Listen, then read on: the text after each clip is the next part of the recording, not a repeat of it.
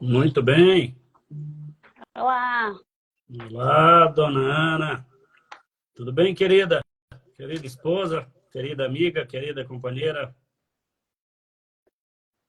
tudo bem? Graças a Deus. Com permissão de Deus, estamos aqui novamente. Vamos lá, vamos chamar o nosso amigo. Ok, vamos aguardar. Nosso amigo Heraldo Costas. Onde é que está o Heraldo?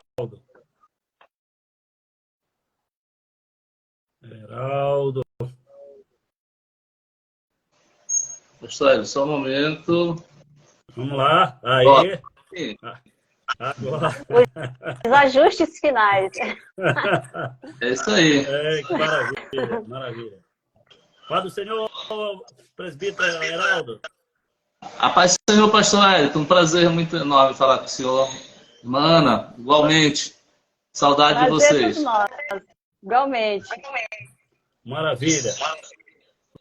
O presbítero Heraldo é mestre em teologia, professor em teologia, ensina aí inúmeros seminários aí junto aos professores, na região de Tucuruí, Pará, Heraldo Costa. É isso aí, pastor. Estamos aqui ajudando aqui na obra na Assembleia de Deus em Tucuruí. Estamos como presbítero e estamos atuando há tempo na Escola Dominical. O senhor esteve conosco aí também, né? Uma parceria fantástica. Tivemos muito aprendizado aí, com certeza, com o pastor Hélio. Prazer muito grande estar esta noite aqui nesta live. Satisfação minha, satisfação minha. E aqui também está conosco aí a minha esposa, irmã Ana. Pois é, já fiz minha saudação. Professora também já foi conosco aqui há muito tempo, contribuiu muito aqui com a obra e tem muito a contribuir ainda, com certeza. Diga lá, irmã. É uma satisfação estarmos aqui juntos para tratarmos de um tema muito relevante e, claro, é um privilégio estar com dois professores, dois mestres, conhecedores aí da palavra. Então, assim, é uma satisfação porque é um aprendizado, é um compartilhamento de saberes, de conhecimento. E eu tenho certeza que, além de gratificante, vai ser muito enriquecedor para todos nós. Então, satisfação em estar presente e também manifestar a minha alegria pelos participantes, pelas pessoas que já ouvem, já estão interagindo conosco. É isso aí. Vamos lá. Alguém perguntou assim, qual live vai ser essa? Qual live vai ser essa? Qual vai ser essa live, irmã Ana? Bom, aqui nós vamos tratar hoje do significado do termo cristão. Nós vamos falar um pouco sobre o termo cristão, seu significado, a profundidade do significado, mas também a questão prática. Então, por hora, é o que nós temos aí a dizer. Maravilha. Professor Heraldo, já quer fazer aí as considerações iniciais aí? Então, pastor, é um tema bem interessante, pertinente, né? Eu creio que a gente vai ter condições aí de estar, mesmo rápido, um tempo rápido, mas aí está trazendo algumas conceituações, algumas conotações, né? E principalmente trazer aqui para os nossos dias, né? Fazer essa contextualização que é muito importante. Maravilha. Então vamos lá. Vamos lá, nós vamos deixar aqui com a dona... Desculpe, Heraldo. Pode continuar. Não, era isso só mesmo, pessoal. Ok. Vamos deixar aqui então com a irmã Ana, para ela conduzir aí a entrevista, né? Na verdade, é ela que é a âncora aí da live, né? Olha a responsabilidade. Então, como já dissemos, vamos tratar aqui sobre o termo cristão em tudo que o circunda, no sentido de significado, profundidade e prática. Bom, o termo cristão, ele parece que virou uma palavra muito comum e corriqueira. Às vezes, nós sequer paramos para pensar na sua significância e na sua profundidade. Parece, às vezes, que o termo ele é desnecessário ou maçante, por assim dizer. Há, por exemplo, quem associa o termo cristão com o termo evangélico. Sou cristão, sou evangélico. Há quem acredite, quem pense que ser cristão é uma questão de status. é uma questão de posição social. Talvez alguns entendam o termo cristão como um mero frequentador de templo, de igreja, ou como alguém que é um cumpridor de ritos religiosos. Há quem entenda que o termo cristão está associado com uma vida de um alto padrão moral, basta cumprir alguns ritos morais e eu sou cristão. Há quem entenda o termo cristão como um meio de adquirir bens, de adquirir dinheiro. Alguns até chegam a pensar que ser cristão é uma porta aberta para a aquisição de bênçãos ou milagres. Há quem pense que ser cristão está associado com a questão de privilégios, de títulos ou cargos importantes. O que eu quero dizer é que o termo cristão virou modismo, ao que nos parece. Sou cristão, sou evangélico, virou moda. Contudo, quando nós nos debruçamos nos estudos da Bíblia, nas suas minúcias, nós vamos entender e perceber que o termo cristão nada tem a ver com essas nomenclaturas ou com esses rótulos mencionados. Esse termo, ele tem uma origem, ele tem um significado, ele tem uma profundidade de ensinamentos teóricos e também práticos. Então não basta apenas nós conhecermos o termo, nós precisamos viver a sua essência. E por isso eu vou entrar com a primeira pergunta, e aí eu deixo a cargo de vocês. A pergunta é: onde, quando e por que surgiu o termo cristão? Fique à vontade, professor Heraldo. Bem, pastor Elton, é um prazer estar podendo responder um pouco essa pergunta. Eu creio que você vai estar contribuindo também, mas a gente precisa trazer essa base da contextualização aí, que de certa forma a irmã Rosa já colocou aí, né, em certa medida. E a gente precisa lembrar do histórico, né, porque esse termo ele vai surgir lá em Atos 11, 26, né, na cidade de Antioquia, da Síria. E a gente precisa lembrar que a Síria ela era capital lá da província romana, né, e era uma cidade importante, né, pastor? Era a terceira cidade depois de Roma, de Alexandria. Alguns dizem que era uma cidade mais ou menos de 500 mil habitantes, já era uma cidade cosmopolita, né? E é dentro desse contexto que surge, né, dentro de uma cidade cosmopolita e multicultural, que surge esse termo, né? A gente precisa compreender esse detalhe. Porque assim, pastor, na verdade, assim, o termo cristão não era novidade, né, para o povo lá da época, a igreja que estava nascendo, para os romanos, para os gregos. Então, na verdade, assim, o termo Cristo, perdão, ele não, o Cristo, na verdade, não era um termo, não era novidade, né? O que é novidade é quando surge a palavra cristão, né? Aí sim, a gente tem um termo diferente, né? E, logicamente, a gente vai dentro das escrituras buscando um pano de fundo a respeito do surgimento do termo, a gente vai perceber que ele na verdade já existia, né? E ele passa a ter uma conotação provavelmente de um nome próprio, e a partir daí se atribuiu aos seguidores de Cristo, né, essa alcunha, digamos, de cristãos, mas lembrando, né, pastor, que ela surge dentro de um contexto extremamente pejorativo, né? Pois é. A gente olha, professora Ana, professor Heraldo, que essa base escriturística, né, de Atos 11 e 26, a problemática gira em torno do termo ali, da expressão que eles foram chamados e a gente não sabe quem chamou, né? Quem chamou quem de cristão, né? Foram os cristãos entre cristãos, foram os discípulos entre os discípulos, foi uma comunidade de fora que chamou os discípulos de cristão. Então, por a gente não ter essa base escriturística, a gente chega a pensar e observar que pode ser algumas alternativas, né, para esse termo cristão. A primeira aí é exatamente essa, né? Foram chamados de cristão porque seguiam a Cristo.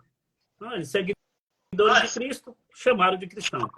No segundo momento, a gente pode pensar que eles também foram chamados de cristãos para diferenciar da comunidade judaica.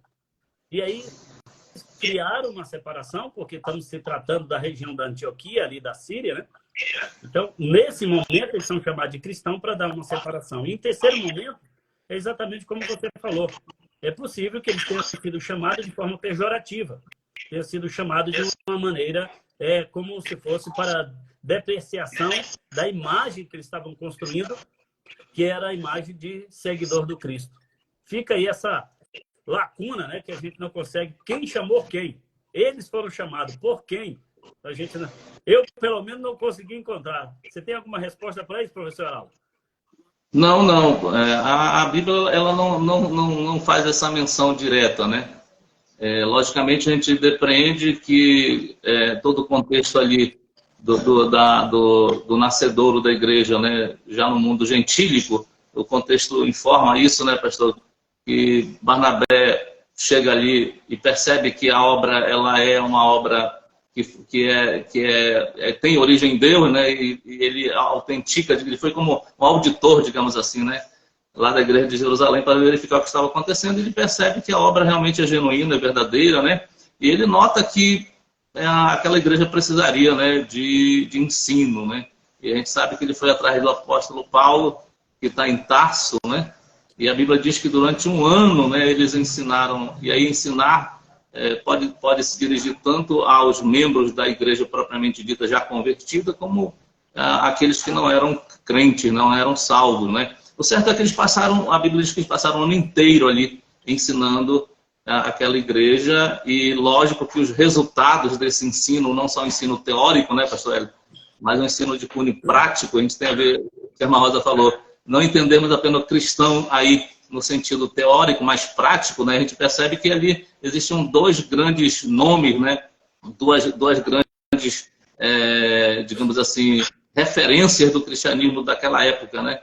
Que foi Paulo, que se tornou maior ainda depois, né? E claro, Barnabé, que era o filho da consolação, né? E eles estão ali durante um ano, né, pastor? Eles ensinando aquela igreja, e o resultado aparece, né? Os resultados práticos, né? Na atitude, na vida, no caráter daqueles que se convertiam, estava muito ali transparecido e translúcido, né? Diante da sociedade. E lógico que as pessoas começaram a perceber comportamentos que se assemelhavam àquele que era o mestre, né? O Cristo, né? Que era o nome próprio, né? O próprio Messias, né? E aí, ainda que seja no sentido pejorativo inicialmente, né, pastor? Inicialmente, porque depois o termo passa a ganhar uma qualidade em termos de conceituação muito grande, muito ampla, né?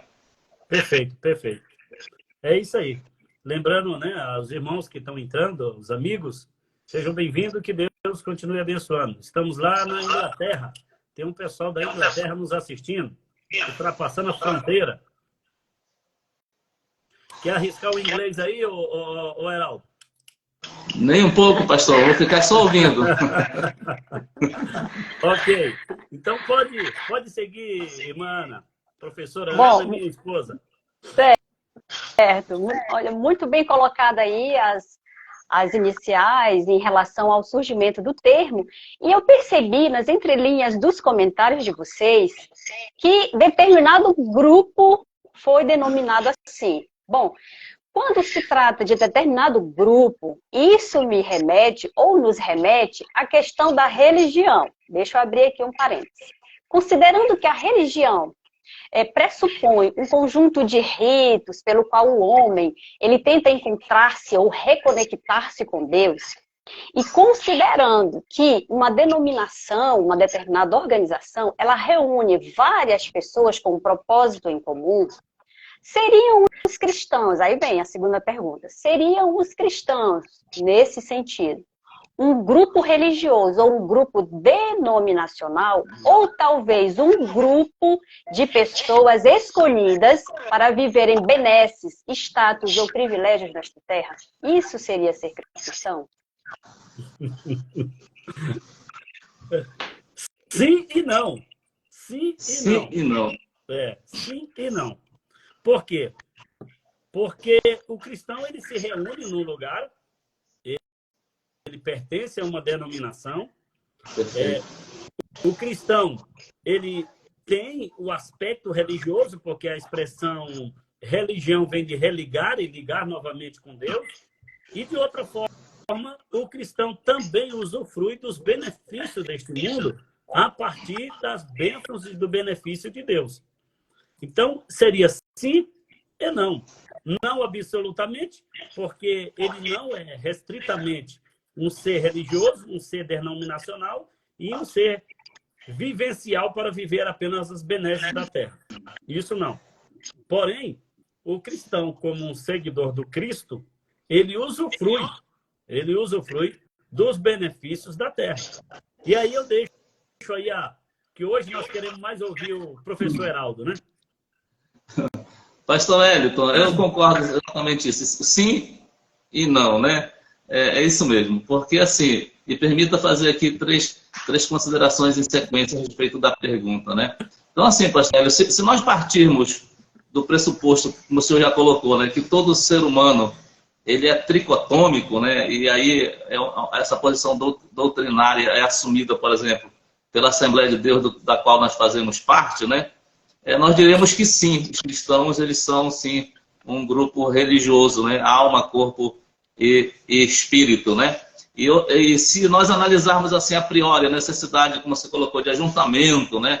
Seja por questão de afinidade, eu diria até mesmo, pastor Elton, assim, por interesse legítimo, por exemplo, na necessidade da defesa da sã doutrina, né? Então, nesse caso, o ser denominacional, eu diria assim que ele se configuraria, pastor, como algo extremamente, eu diria assim, útil, né? Extremamente salutar na vida daquele indivíduo que se declara cristão.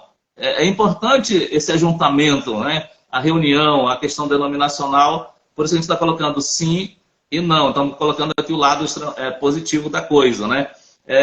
Mas outra coisa, se nós levarmos em consideração, por exemplo, pastor, a respeito da questão das benesses da terra que o senhor colocou, né? Se a gente levar em consideração, por exemplo, o mandato cultural, que está muito claro lá no capítulo 1 e no capítulo 2 de Gênesis, né? E se nós somarmos a declaração do salmista, por exemplo, lá no Salmo 115, 116, que ele diz que os céus dos céus são do Senhor, mas a terra ele a deu aos homens, né? Então, aí nesse sentido, nós colocaríamos o sim, de que também o crente ele está habilitado, apto, né? E tem o direito, digamos, de usufruir dessas benesses aqui na terra. Mas assim, pastor, eu acho assim, que o grande cerne da questão, Mana, também, me parece ser outro, né? Talvez a pergunta aditiva, que até ela surge naturalmente, esse desdobramento, né? Talvez a pergunta aditiva seria, pastor Hector, ser cristão é apenas isso, não é? Ser cristão, digamos, é viver uma vida com um olhar apenas horizontalizado, né? Muito parecido com o secularismo, né? Será que com essa atitude nós não estaríamos, digamos assim, tendo uma visão reducionista do que é ser um verdadeiro cristão?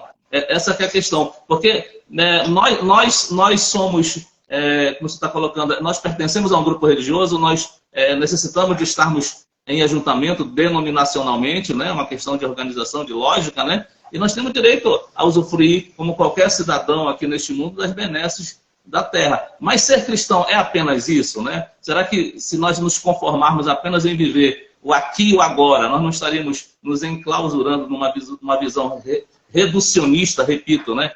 E muito próximo do secularismo, né? O que descaracterizaria o eu ser cristão, né? Essa aqui é uma questão que deve ser levada em conta, né? Perfeito.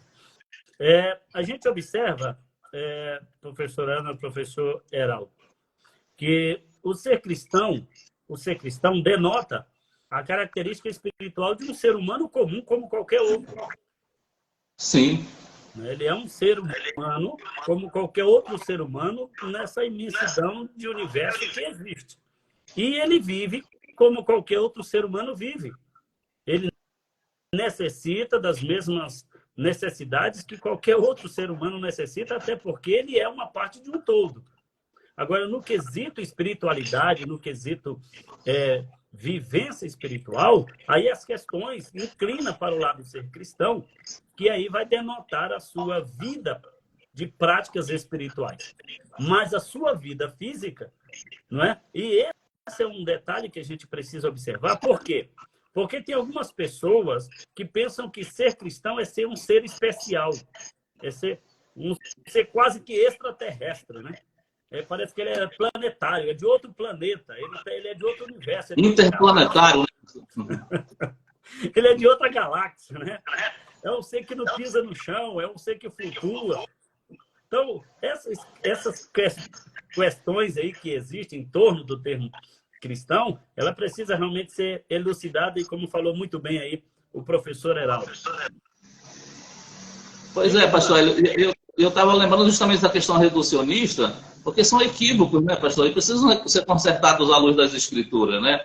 O J.I. Packer, no livro que ele tem, O Conhecimento de Deus, ele fala assim, nós nos tornamos cristãos pigmeus porque nós temos o entendimento de um Deus pigmeu, né? De um Deus pequeno, né?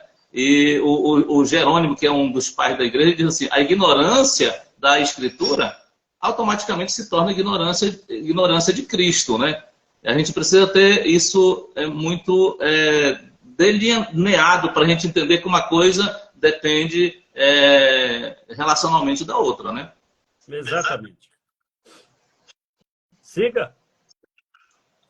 É interessante esse traço aí e a citação, no sentido de que às vezes a gente apequena o próprio Deus, essa questão de ter essa visão pequena do que é o ser cristão, do próprio Deus. E nesse sentido, eu lanço uma próxima pergunta, que é o seguinte, porque há quem diga que ser cristão é um pequeno Cristo. Outra questão envolvida nisso basta crer em Cristo para ser um cristão? E nessa pergunta, já deixo aqui aberto para tratarmos sobre o significado do termo cristão. Eu deixo à vontade aí para vocês responderem essas questões. A coisa está ficando mais estreita, viu? Está estreitando, está afunilando. Aprofundando. Tá. A terminologia cristão, se formos olhar, seja elas nos dicionários teológicos, seja elas nos léxicos da vida, que tratam da raiz dessa palavra, da etimologia, em nenhum momento nós vamos encontrar essa definição, que ser cristão é ser um pequeno Cristo. Nós não encontramos essa definição em nenhum dicionário. O que nós encontramos da terminologia ser cristão é um seguidor de Cristo. Então, um seguidor de Cristo é ser cristão. Agora, ser cristão basta crer? Não, é que para ser cristão precisa crer. Se ele não crê, ele não é um cristão. Agora, diga-se de passagem que esse termo cristão ele é muito abrangente, porque cristão ele é oriundo de participante do cristianismo. E o cristianismo, tanto ele é uma faceta do catolicismo, como do protestantismo, seja ortodoxo ou não, então ele é uma faceta. Então, quando nós falamos de cristão, nós estamos falando de alguém que segue o cristianismo. Só que nós precisamos definir qual é o segmento do cristianismo que esse cristão está inserido. Por isso que a expressão crer aparece como definição para ele tornar-se cristão. Agora, diga-se de passagem, crer não é apenas acreditar. Crer não é acreditar. Crer é um pouco mais além. A expressão crer ali, que tem a sua origem lá na língua grega, ela traz duas conotações. A primeira é que quem crê é que se permite ser persuadido, e segundo, é que essa pessoa persuadida passa a viver de acordo com essa persuasão. Então, ele foi persuadido por Cristo, ele acreditou no que Cristo disse, ele acredita em quem é a pessoa de Cristo, e agora ele passa a viver de acordo com os ensinos de Cristo. Então, esse cidadão é cristão. Eu faria até uma linha do tempo aí, né? Uma linha do tempo. Que, em primeiro momento, Jesus chama as pessoas para serem suas seguidoras. Então, um seguidor é o primeiro passo. Esse seguidor é chamado para o íntimo e ele se torna discípulo, um aluno, um aprendiz, e depois ele se torna um propagador desse aprendizado. Então, ser cristão é a junção dessas três características. Ele é um seguidor do Cristo, ele é um aprendiz do Cristo, ele é um divulgador do Cristo. Professor Heraldo. Então, pastor, acho que algumas pessoas até se surpreenderiam, né? E aí a gente precisa dar o fato, né? Por incrível que pareça, o termo cristão, ele só aparece 3 vezes na Bíblia, né? Apenas 3 vezes, né? Em Atos 11, 26, que nós já falamos aí a base de onde surge o termo cristão.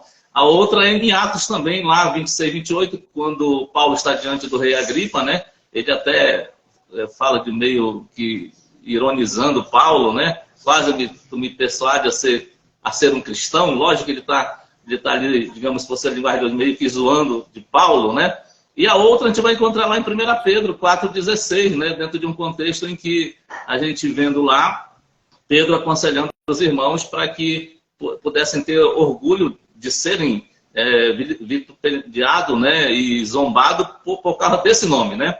Então, apenas 3 vezes esse termo aparece na Bíblia, né? E o Marshall, Harvard Marshall, que é considerado um dos especialistas em exegese do Novo Testamento, pastor Hector, ele defende a ideia de que a palavra cristão, na verdade, ela seria um termo de origem latina, parecida com, por exemplo, que na verdade o termo que aparece lá no original, na Bíblia, é um termo latino, né? Que é o termo cristianos, né? Que é semelhante com a palavra herodianos, por exemplo, uma palavra de origem latina, né? Mas o que mais me chama a atenção no comentário dele, pastor, e aí fica uma dica para quem está assistindo a live, né? É que ele vai mais além. Ele aprofunda dizendo que, na verdade, o termo cristão não significa pequeno Cristo, né? Ele diz que o mais correto seria atribuir ao termo cristão o conceito de gente de Cristo, né? Ele fala desse jeito mesmo, né? Não é pequeno Cristo, cristão é gente de Cristo, gente que vem dele. E essa preposição de, inclusive na nossa língua portuguesa, ela tem pelo menos 20 funções. Uma delas é de propriedade, a outra, por exemplo, é de origem. Então, se ele diz gente de Cristo, é gente que procede, que nasceu dele, que veio dele. Ele é a fonte, ele é o nascedouro. E, ao mesmo tempo, ele é dono, né? Ele é nosso proprietário. Essa é uma questão que precisa ser colocada também, né, pastor? E aí, respondendo essa outra questão que está embutida dentro da mesma pergunta, que o pastor Edson já colocou de forma primorosa, né? A questão basta crer, né? Basta crer em Cristo para tornar-se cristão. Quer dizer, sim e não aquela situação que o pastor Edson colocou, né? Sim, porque assim, para nos tornarmos cristãos, nós precisamos sim crer. É o pontapé inicial, né, pastor? Até porque nessa pergunta, digamos assim, ou até mesmo no verbo tornar-se cristão, a gente vê aí uma ação dentro desse verbo que é transformativa. Eu me torno, né? Então, para eu crer, para eu me tornar, eu preciso crer. O que é que tornar-se, né? Há um processo transformativo. Eu estava de um jeito e depois que eu criei verdadeiramente, eu passei a estar de outro jeito, né? Então, eu me torno cristão, né? Eu estava numa situação e passo a me configurar agora dentro de um outro cenário, né? Mas aquilo que o pastor estava colocando e que eu vou reforçar aqui, pastor. Mas basta eu me tornar-me um cristão, né? Basta eu ter me tornado um cristão, porque a fé é necessária para eu me tornar, para haver essa transformação de estado de uma situação para outra, e eu agora eu me encontrar numa situação em que eu agora sou caracterizado de fato como um cristão. Bom, mas se eu apenas vivo esta realidade, pastor, aí eu vejo um lado de passividade, né? Porque eu apenas me tornei um cristão. Eu apenas me tornei. E aí a gente entende que é necessário haver um processo, porque não basta apenas eu ser cristão. Eu preciso continuar a ser cristão, pastor Hélio. Eu preciso apresentar obras, frutos de que esse cristianismo em mim, né, ele está, né, evidentemente, me transformando num novo ser, numa nova criatura, e entra a questão, lógico, da santificação, né? E eu diria em outras palavras, para a gente estar concluindo essa participação nessa pergunta especificamente, pastor. É assim, ser cristão seria assim, eu me tornar um cristão, eu me tornar assim, aprender a ser igreja. Na verdade, assim, eu aprendo a ser igreja. Quando eu me torno a ser cristão, eu aprendo a ser igreja. Mas eu preciso, pastor, não apenas aprender a ser igreja. É necessário que eu aprenda a me posicionar como igreja. E aí vai além, né? O ser cristão, ele ultrapassa a ideia simplesmente passiva de eu me tornar a ser no momento. Eu preciso ir, eu preciso caminhar, eu preciso crescer, eu preciso amadurecer. Perfeito. Diga-se de passagem que esta é até uma fala do próprio Senhor Jesus Cristo, quando ele disse em João 15, né? Em João 15, que ele disse que nisto meu Pai é glorificado. O Pai é exaltado, o Pai é glorificado, é reconhecido pelas pessoas quando esses discípulos produzem fruto. Então, ser cristão não é um ser passivo. Ser cristão é um ser ativo. É um ser produtivo, que produz. E aí já fica até uma indagação para quem está nos acompanhando, né? O que temos produzido para o reino, né? Qual a nossa produção? Isso mesmo, me permita até estar colocando aqui umas citações interessantes. Por exemplo, tem um professor hindu que ele faz até uma crítica, né, sobre nós cristãos, né? Ele diz assim: se vocês cristãos vivessem como Jesus Cristo, a Índia estava aos seus pés pela manhã, né? E aí o reverendo Iskander Adid, né, ele é árabe e ex-muçulmano, ele também faz uma crítica interessante. Ele diz assim: se todos os cristãos fossem cristãos, hoje não haveria mais islamismo, né? É muito interessante essa visão que eles têm, né, e de nós, e que às vezes nós temos em excesso, achando que nós estamos excedendo comportamentos e atitudes de outras religiões, né? E às vezes nós estamos, na verdade, bem abaixo no sentido prático, né, da vida. E isso é perceptível pelas pessoas. A gente pensa que não, mas elas nos medem também por essa vida prática, né? Exato, exato. Vamos lá, dona Ana. Bora. Então, assim, cirúrgico, pontual, brilhante as colocações, as citações. Então, assim, a leitura nas entrelinhas é Cristo como essência, e aí isso nos mostra, nos revela pertencimento, procedência, transformação, prática de vida, e tudo vai nesse sentido, nessa linha. Então, assim, vamos para a próxima pergunta.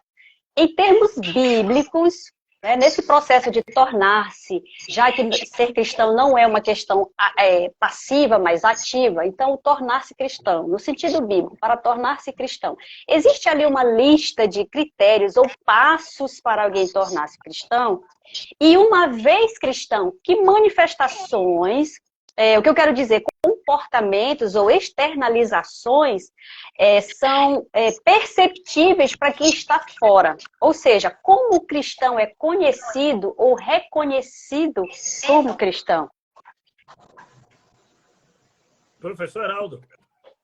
Bom, pastor Elito, eu diria assim, não há nenhuma lista de critérios, né? E não há nenhuma lista de critérios, a gente não encontra nenhuma lista de preceitos, digamos assim, a serem memorizados, né? O seu Constarra por aqui deve ter observado algumas vezes, quando a gente ministrava para a professora de escola dominical, fazer essa ressalva, né? Eu sempre lembrava e dizia assim, você não vai ver na Bíblia, no Novo Testamento, claro, Jesus, né? Você não vai ver Jesus dizendo para os discípulos assim, olha, anotem isso, né? Decorem isso, porque daqui a uns 15 dias eu vou fazer uma prova com vocês. Se vocês acertarem aí, digamos, uma média de 70% das questões, eu vou colocar bem embaixo da prova assim, ó, crente maduro, crente de verdade. Por que Jesus não fez isso, pastor? Porque assim, do ponto de vista bíblico, só há aprendizado quando há mudança de vida, mudança de atitude e mudança de comportamento. Sabe qual é o grande problema que eu vejo em nós, principalmente aí uma crítica a nós pentecostais, digamos assim, é que quando nós lemos Efésios 5:18, nós nos negamos, viu? A lermos o 19 e o 20. É muito cômodo nós lermos o 18 dizendo embriagai-vos do Espírito, né? E aí a gente, nessa concepção pentecostal, a gente vive esse 18 assim, de forma efusiva, né? De forma forte, de forma poderosa. Mas o 19 e o 20, pastor, é que vai mostrar a continuação do que é o verdadeiro avivamento, né? Que é o cântico espiritual e tal. E lá embaixo, no 20, vai lembrar que uma das coisas que contribui para demonstrar que eu estou avivado, ou que eu sou avivado, é quando eu me sujeito ao meu irmão, né?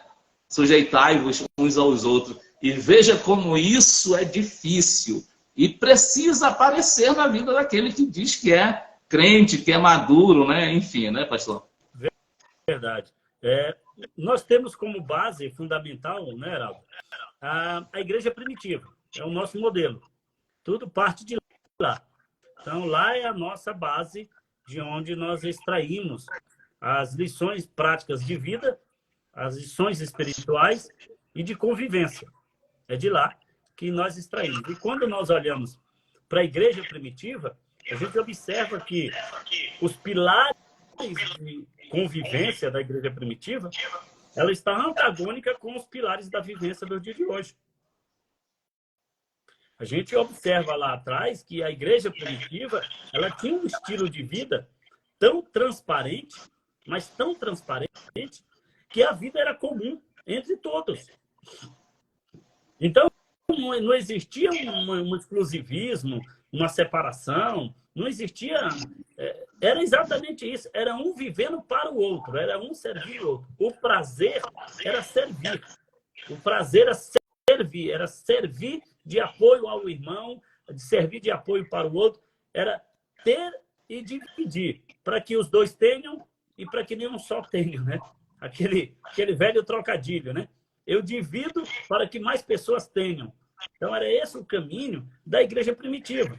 Então, a gente observa que lá não era necessário fazer nenhum show piracotécnico, não era necessário criar nenhuma dramatização de nada. Era apenas viver. Viviam-se. E viviam com a singeleza do coração, não é? Vivia com a simplicidade da vida, vivia na vida comum, onde uma pessoa percebia a outra, notava a outra e tinha o privilégio, a alegria de estender a mão da comunhão para ajudar. Esse era o convívio, né? Então, não era necessário. Eu acho que quando... Eu, pelo menos, penso assim, né? É a minha forma de imaginar. Quando eu jogo o holoforte para mim, quando eu puxo o holoforte para mim, ou ele está brilhando demais sobre o outro, ou eu estou muito na escuridão. Então, eu tenho a necessidade de puxar o holoforte para mim. Agora, quando eu estou debaixo de um mesmo holoforte com todos, não existe a razão por que eu estar preocupado com o holoforte.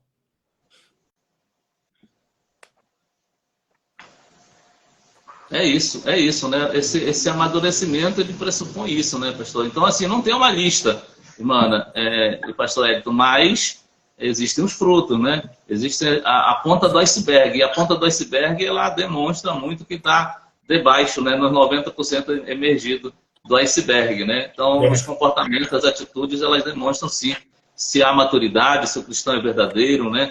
Se é só aparência, né? Isso é importante da gente notar também. Bom, então nós entendemos que tudo tem a ver com uma questão relacional. Relacionamento com Cristo, relacionamento com os outros. E aí tem uma fala do professor Wellington, que interessante que ele disse sobre a forma como os cristãos primitivos viviam. Eles tinham uma base, eles tinham ali uma fundamentação. E aí eu pergunto o seguinte, em que e em quem eles se fundamentavam? Então, assim, de um modo assim mais detalhado, como eles viviam? Como era o modo de vida deles? Nesses termos. Eu inicio o Heraldo completo. Bom. Eu inicio o Heraldo completo. Quando nós olhamos Efésios, capítulo 2 e 20, que a Bíblia diz, edificado sobre os fundamentos dos apóstolos e dos profetas, de que Jesus é a pedra principal ou a pedra de esquina, todos nós sabemos que a pedra principal ou a pedra de esquina era, numa construção, a coluna que ficava na esquina, dando sustentação para as demais paredes ou demais pedras que seriam edificadas. A gente sabe disso. E essa pedra é Jesus Cristo. Então, Jesus Cristo é essa pedra principal, essa pedra de esquina, onde todas as demais pedras vão ser construídas, a partir dele. Então, a igreja, ela inicia em Cristo e ela se fundamenta em Cristo. Então, Cristo é a base, a igreja é a construção. Então, a igreja é a construção e Cristo é a base. Agora, como que eles viviam? Como que era desenvolvido? Se nós olharmos o capítulo 2, do capítulo 2 de Atos dos Apóstolos, do 42 ao 47, existe uma construção ali, mas muito interessante. Primeiro, eu até anotei, no versículo 42, fala que eles perseveravam. Perseveravam em oração, perseveravam na comunhão, perseveravam.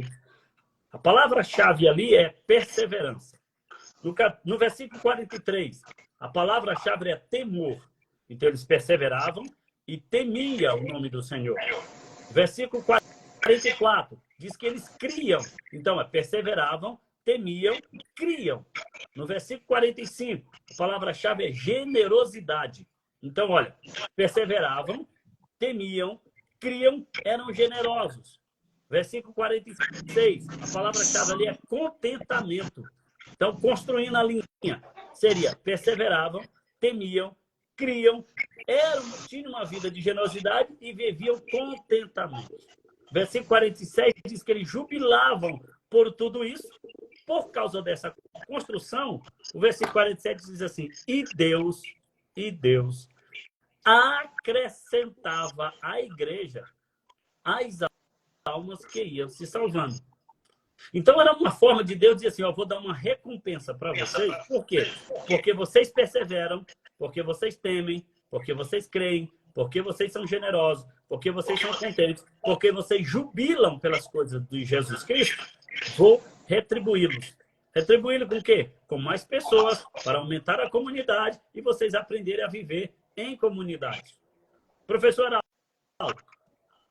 Perfeito, pastor Elton. É essa construção mesmo. Existe esse arquétipo, né, que a gente chama na teologia, né? Esse arquétipo, esse modelo muito bem perceptível aí nessa passagem que o senhor bem colocou. E aí, lembrar, pastor, que justamente eu acho que o versículo, o Atos 2, 42, né? Eu acho que ele é a grande resposta mesmo. A partir daí, até onde o senhor mencionou, é a grande resposta para essa pergunta, né? E o que é que diz lá o 42, que é o inicial, né? Eu vou ler aqui, pastor, na versão, acho que eu tenho aqui a versão revista atualizada, que diz justamente isso. E perseveravam na doutrina dos apóstolos, né? E na comunhão, e no partir do pão, e nas orações. É assim que diz o texto na versão revista e atualizada. O pastor Charles Swindoll, que também é um grande escritor, né? Ele comentando este texto, ele chega a dizer, pastor, assim, ele diz assim, neste único versículo encontramos, ele que diz isso, né? O menor denominador comum de o que é ser uma igreja, né? Ele chega até a dizer assim, é o marco zero, né?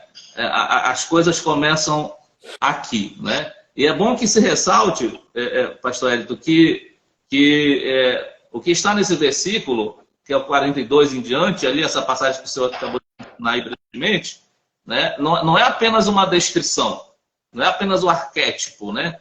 Para a gente, digamos assim, emoldurar como se fosse um quadro e pendurar na parede. Não.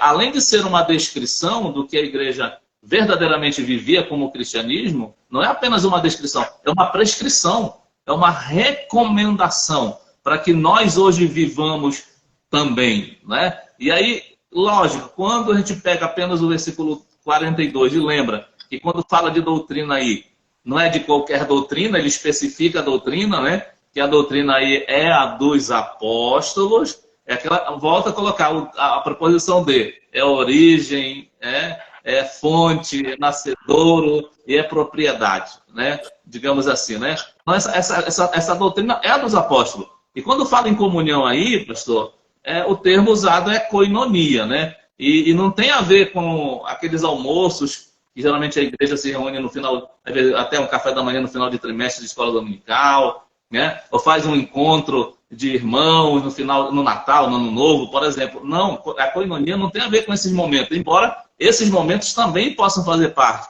Mas a koinonia é muito mais do que isso. É aquela situação que o senhor já colocou até no seu comentário anterior.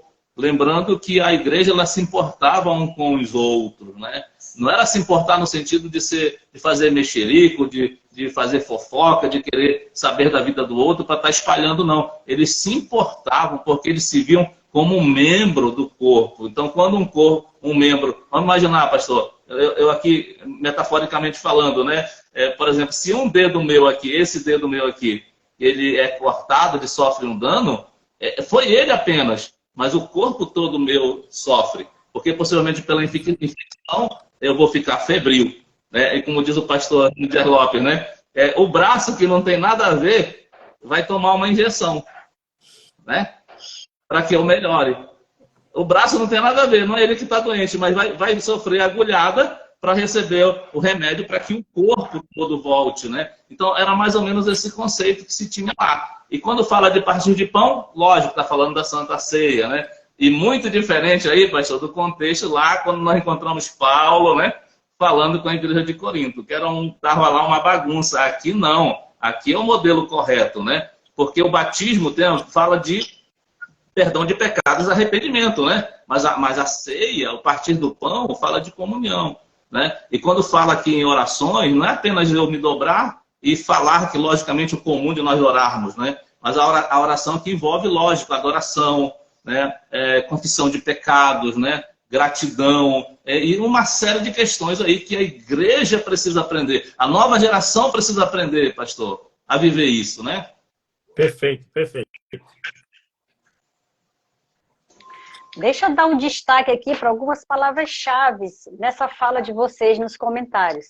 Perseverança, temor, empatia, generosidade e, por último, aí nessa última fala do professor Heraldo, a geração de hoje. E aí, nessa linha, o que se coloca?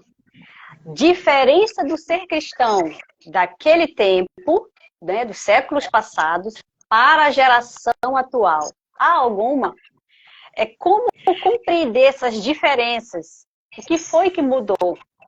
Alguma espécie de secularização, tanto do termo quanto do estilo de vida do ser cristão? Eu gostaria que vocês comentassem a respeito disso.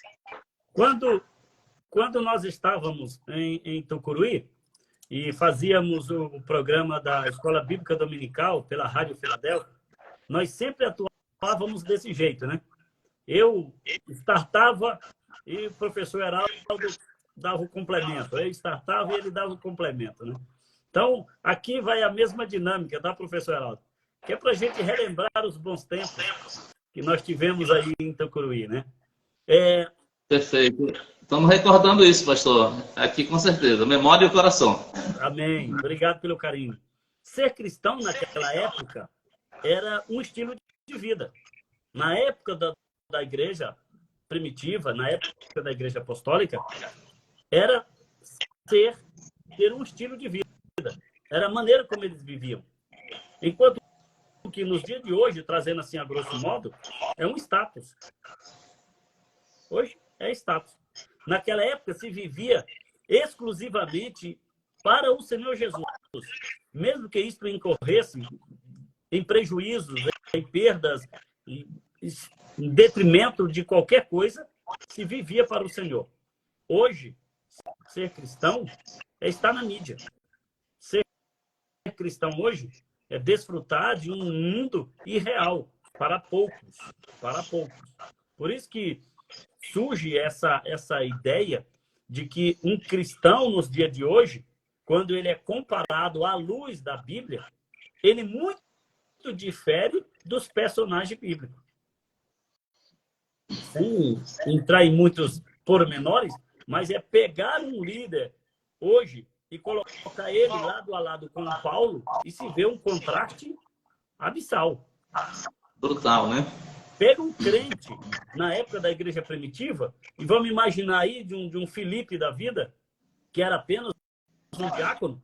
Pega um diácono daquele e coloca ao lado de um diácono no dia de hoje. O contraste é altíssimo, é visível a diferença. Então, a gente percebe que há realmente uma diferença dos cristãos do passado para os cristãos de hoje pelo estilo de vida que vivem. Porque os propósitos, os objetivos, os fins não são os mesmos lá de trás. Professor Heraldo. Pois é, pastor. Então, a pergunta ela é interessante, né? Interessante e necessária nesses dias, né?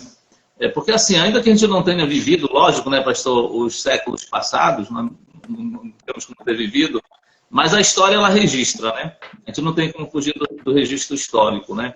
E se nós considerarmos, por exemplo, o próprio povo de Israel lá no Antigo Testamento, ainda que eles não fossem igreja, né? Mas a gente vai ver que eles tiveram, pastor Ed, você sabe disso, e a Bíblia está lá para mostrar isso, eles tiveram, não sei se o termo seria esse aqui para ser usado, mas digamos assim, eles tiveram muitos apagões, né? Durante a história deles, né? Tiveram muitos apagões. A gente não percebe muito isso, pastor, por exemplo, no contexto da igreja primitiva, né? A gente, olhando a história da igreja primitiva, a história propriamente dita dos anos iniciais, a gente não percebe esses apagões. Lógico, né? Que a igreja ela passou por perseguição, mas por apagão não, né? A igreja ela foi abatida, né? Mas nunca desistiu. A gente basta ver, a gente não vai ler, não dá tempo, mas basta ler lá o texto de Hebreus, por exemplo, 10, eu acho que do versículo 32 ao 39, né? E lá no final ele fala, nós não somos daqueles que retrocedemos, né? A gente não abre mão, né, de ser cristão, né? Isso é muito interessante de ser colocado. Mas assim, pastor, lá ainda no capítulo 2 de Juízes, né? Há lá um recorte interessante e de um momento bastante desastroso, né? Digamos assim, da vida do povo de Israel, porque assim, apenas 3 gerações, pastor, mais ou menos dizem, né? Depois da morte de Josué e depois da morte da velha guarda, digamos assim, os anciãos, né, da igreja ali, aquela geração se corrompeu totalmente, né? Não só abandonando a Deus rapidamente, né? Mas passaram a servir a outros deuses. Lógico que era um outro momento, né? Era uma outra circunstância. Mas se a gente olhar, pastor, essa geração aqui indo nessa direção e nesse ritmo que está aqui hoje, infelizmente, muito em breve, é uma opinião minha, né? Muito em breve, as igrejas locais vão começar a sentir o impacto, pastor, devastador de uma erosão espiritual. E aí eu faço uma menção do que o pastor Charles Swindoll ele escreve no livro dele, A Igreja Desviada, né? Ele faz lembrar, pastor, que a erosão espiritual, a erosão como um todo, né? Mas espiritual também, ela tem 3 características. E isso assusta a gente. Por quê? Ele fala assim, ó, primeiro, ela não ocorre rapidamente, sempre de modo vagaroso. 2, ele diz, não atrai atenção para si, ela age sempre em silêncio. E 3, ele diz assim, não é um processo óbvio, é sempre sutil. Esse é o problema que nós estamos enfrentando, essa sutileza, porque quando a gente fala de Satanás, tem vários títulos e atributos a ele, né? Um deles é o enganador, só que quando a gente fala de sutileza, perdão, é como tentador, né? Mas quando a gente fala de sutileza, a gente fala dele como um enganador, não como tentador. E ele é extremamente sagaz, extremamente sagaz. O pastor Hernandes Lopes diz que a sagacidade da serpente ela é mais letal para a igreja do que o rugido do leão. Acho interessante essa colocação dele.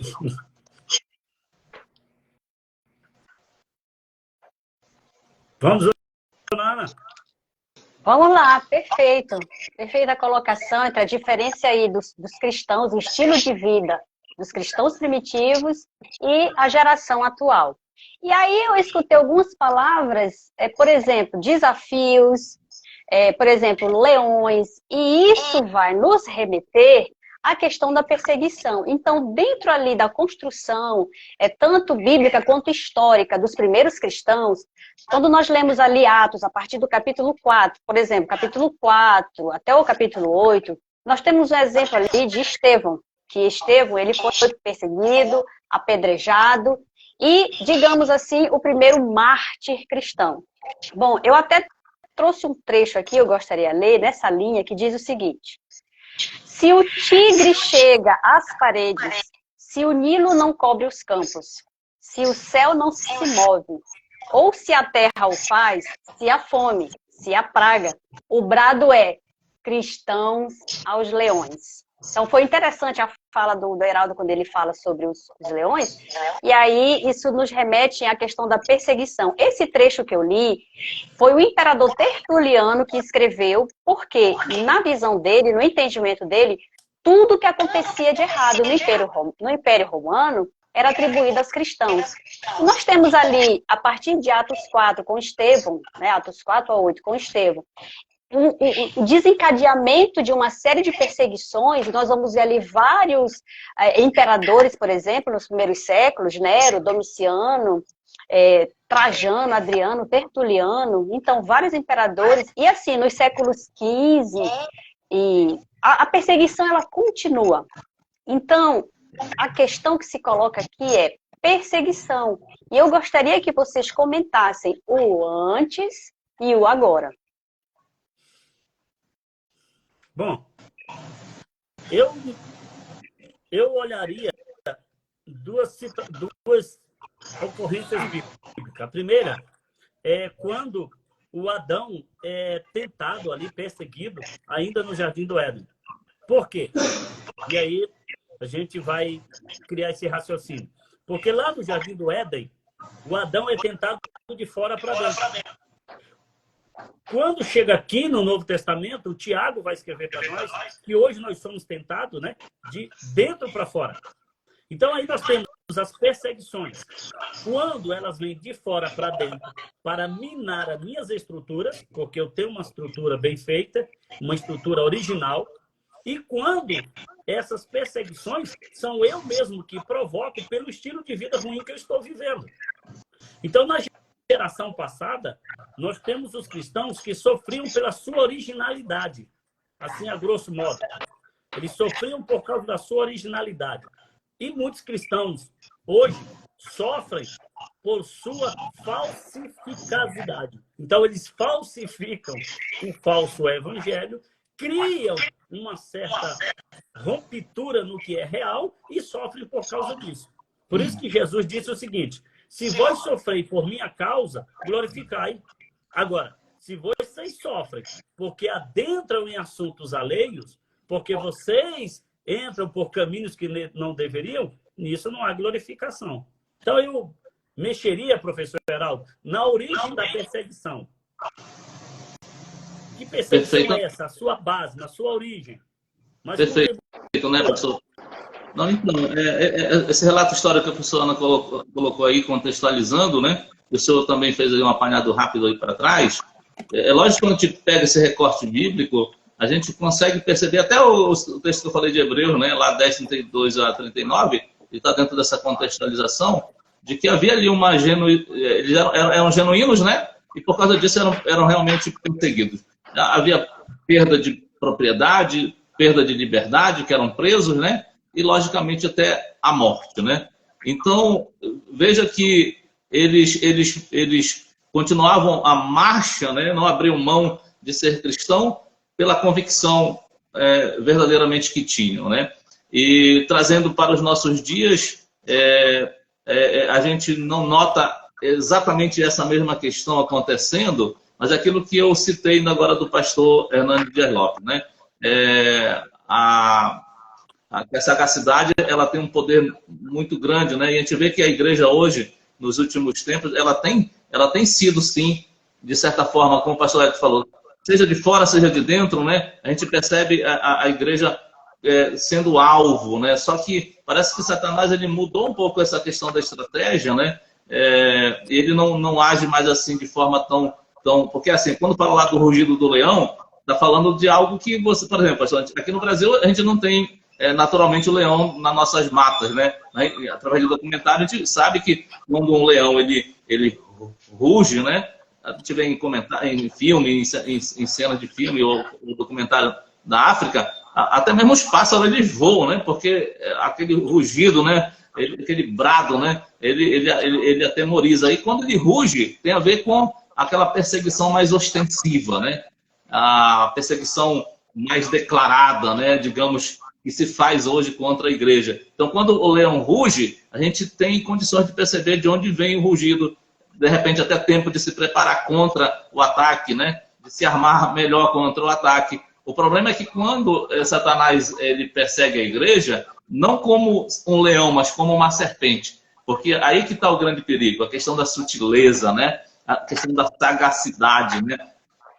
Ele fala que a sagacidade da serpente ela é mais letal do que o rugido do leão, porque Satanás ele tem envolvido a igreja, pastor, nesses últimos tempos, em situações um certo tipo de amortecimento, né, espiritual, e a igreja vai sendo dominada.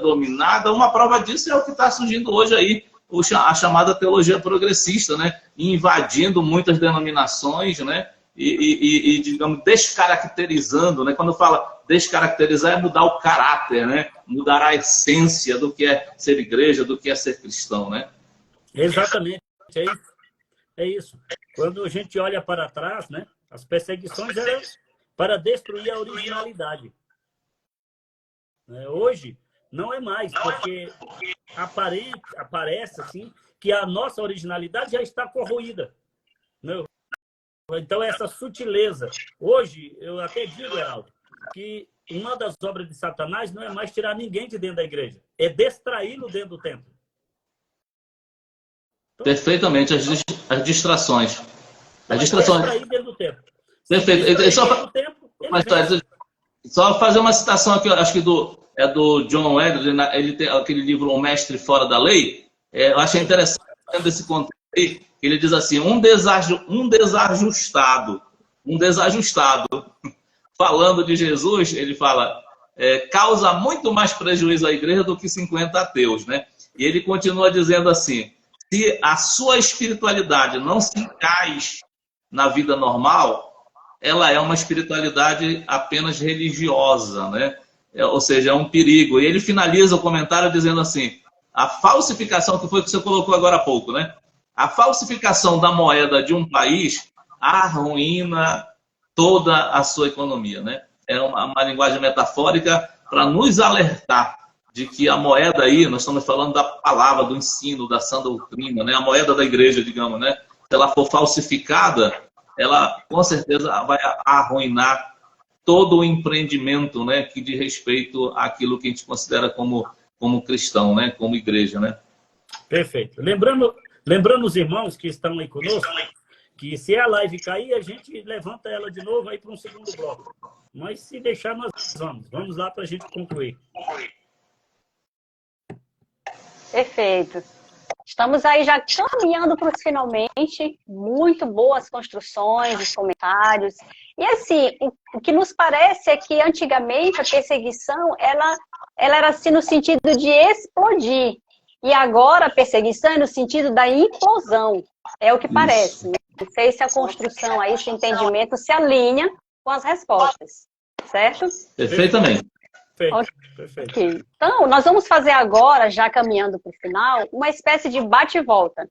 Então, assim, eu vou dizer a palavra cristão e vou pedir algo relacionado a vocês, ok? Então, bora lá, nós vamos fazer um bate e volta. Começando com o pastor e professor Wellington. Cristão, versículo. 6:17 de Gálatas. Desde agora ninguém me incomode ou me inquiete, porque trago no meu corpo as marcas do Senhor Jesus. Ainda bem que você não acho que não vai escolher. Se escolher, eu vou repetir aqui, viu? Bom, eu vou citar 1 Pedro 4,14, né? Que é perto da terceira vez que aparece o termo cristão no 16, né? Mas o 15 e o 14 para trás é o contexto ali. Então, vou no 14 que diz assim, se pelo nome de Cristo sois injuriados, bem-aventurados sois, porque sobre vós repousa o Espírito da glória e de Deus. Perfeito. Vamos lá, continuando. Agora eu começo com o professor Heraldo. Cristão conselho. O conselho. Bom, aí eu vou lá de Colossenses 3,16, que Paulo diz assim, habite ricamente em vós a palavra de Cristo, instruí-vos e aconselhai-vos mutuamente em toda sabedoria, louvando a Deus com salmos, e hinos e cânticos espirituais com gratidão em vosso coração. Eu vou de Hebreus 12:2. Olhando para Jesus, autor e consumador da fé, o qual, pelo gozo que lhe estava proposto. Foque nele. Cristão, atributo. Professor Wellington. 15:8. E 8 de João. Nisto é glorificado meu Pai, que deis muitos frutos, e assim sereis meus discípulos. Bom, até agora não estamos repetindo, graças Vou do Colossenses 3, 23 e 24, que diz assim: tudo quanto fizerdes, fazei-o de todo o coração, como para o Senhor e não para os homens, cientes de que recebereis do Senhor a recompensa da herança. A Cristo o Senhor é que estáis servindo. Ótimo. Por último, cristão, jornada e promessa. Pastor Wellington. Jornada, João 16:33. Tenho-vos dito isto, para que em mim tenhais paz. No mundo tereis aflições, mas tende bom ânimo, eu venci o mundo. Promessa, João 14:3. E quando eu for e vos preparar lugar, virei outra vez e vos levarei para mim mesmo, para que onde eu estiver, estejais vós também. Pronto, pastor. Então aqui eu vou fechar aqui com Filipenses 3, 20 a 21, que eu acho que vai estar as duas situações juntas. Que diz, Paulo diz assim: pois a nossa pátria está nos céus, de onde também aguardamos o Salvador, o Senhor Jesus Cristo, o qual transformará, que é a promessa, né? O qual transformará o nosso corpo de humilhação para ser igual ao corpo de sua glória, segundo a eficácia do poder que ele tem, de até subordinar a si todas as coisas. Que maravilha. Se pudéssemos, ficaríamos aí mais tempo tratando sobre esse assunto, porque é enriquecedor. Antes de nós irmos para as considerações finais, eu queria abrir espaço aqui para que os nossos professores fizessem aí alguma indicação de livro para os nossos participantes. Alguma indicação de livro, de leitura sobre esse tema. Fiquem à vontade. Professor Heraldo.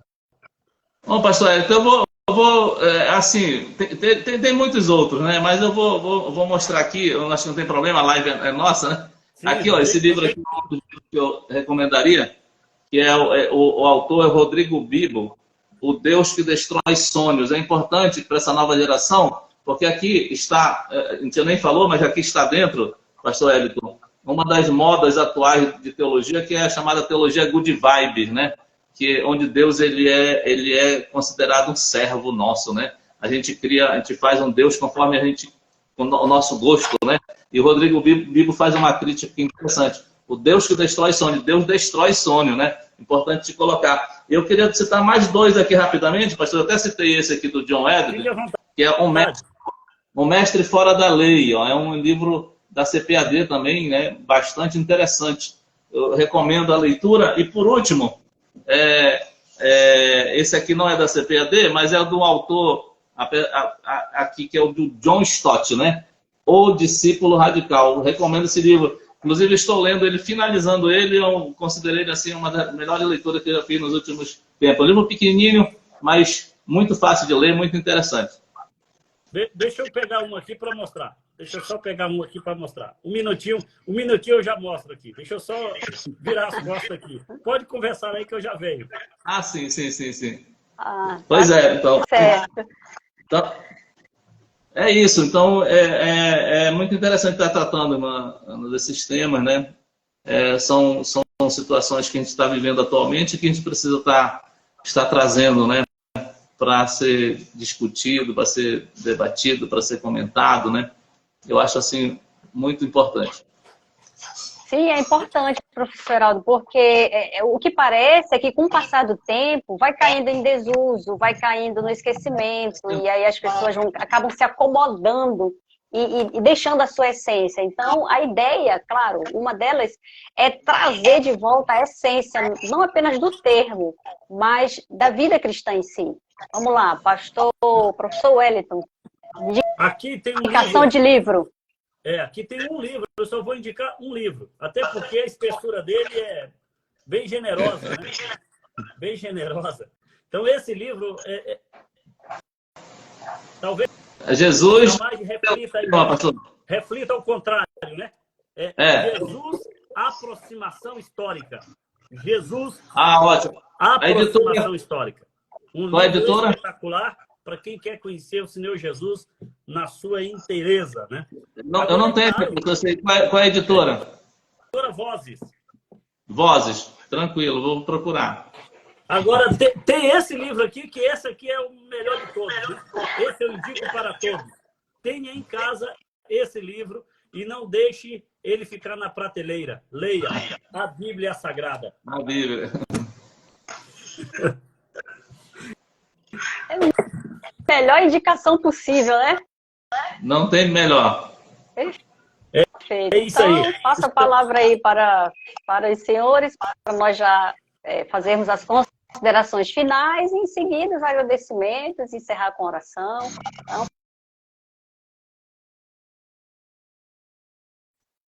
professor Araldo, podemos até pensar numa próxima, né? Sim, pastor Hélio. Sim. Pensar numa próxima aí com uma outra temática. Até porque tem muitas pessoas sugerindo que continuássemos aí com a live, mas não dá devido ao tempo, né? Tem pessoas até ali no Paraguai ouvindo a live e dizendo para continuar que está muito bom, continue, né? Pois é, eu particularmente aqui, pastor, fazer minha consideração final, agradecer a Deus, né, pelo privilégio, a honra desse momento de poder reencontrá-los, ainda que à distância aqui. Faz um ano mais ou menos que você esteve por aqui, né, pessoalmente. Mas é sempre um prazer estar junto com o senhor, compartilhando. A irmã Ana também, que esteve conosco muito tempo aqui, nos ajudando na escola dominical, uma excelente professora também, e vai com certeza estar fazendo coisas ainda grandes aí em nome do Senhor e para a obra do Senhor Jesus. Eu agradeço pela oportunidade, sim, de poder estar aqui e desejo que continuem os projetos aí e a gente vai estar aqui à disposição. Numa hora dessa a gente volta de novo. Mas, assim, desejar aí aos irmãos que estão nos acompanhando esse alerta, esse desejo que desperta no coração, né? De procurar entender quem é Cristo primeiro, viver para Ele, né? Adorá-lo, amá-lo, né? E obedecê-lo, que é a coisa mais fundamental da vida. Muito bem. Professora Ana? reforçar aí os agradecimentos, né? Louvando a Deus pela oportunidade. De fato, é uma oportunidade para enriquecermos, para aprimorarmos. E também fica aí a reflexão, o confronto, para que nós possamos amadurecer como cristãos, como igreja, e, enfim, seguir aí nessa jornada com Cristo, em Cristo, por Cristo, sobre Cristo, por meio de Cristo, como o título do livro do John Stott. Então, meus agradecimentos, e já deixa aqui um convite aberto para uma próxima. Muito bem. Minha gratidão ao Senhor Jesus Cristo por nos facultar o privilégio de termos realizado essa live, né?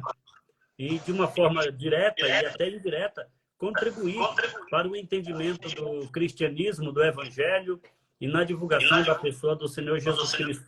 Que Deus abençoe a todos que participaram, a todos que depois vão assistir essa live, ao meu amigo em particular, professor, presbítero Heraldo Costa, é um amigo em particular que Deus me deu nessa trajetória. Sentimos sua falta, você é um companheiro e tenho recordações belíssimas, fortes, que o tempo não é possível apagar, das construções que fizemos, das caminhadas que realizamos, foram muitos treinamentos aí para professores, foram realizações. Hoje eu estava lembrando, inclusive, daquela conferência que lutamos, suamos, mas foi realizada. Então, fica aqui o meu agradecimento à sua pessoa. Que Deus continue abençoando seu ministério, sua vida, sua família, em nome de Jesus. E, claro, a minha esposa, Ana, minha companheira, minha ajudadora, ela é a conselheira, ela é a âncora, e não só dessa live, mas da minha vida, ela que diz, que direciona as rotas, ela é o farol, ela é o farol. Quando está verde, ela disse vai, mas quando está vermelho, pode parar por aí mesmo. Então, Deus te abençoe, Deus te guarde. É bom. Fica aqui a nossa gratidão a todos, no nome precioso de Jesus. E aí eu quero pedir ao Heraldo, para nos despedir em oração, orando por nós, orando pelos ouvintes, em nome de Jesus. Vamos orar então, pastor. Vamos orar.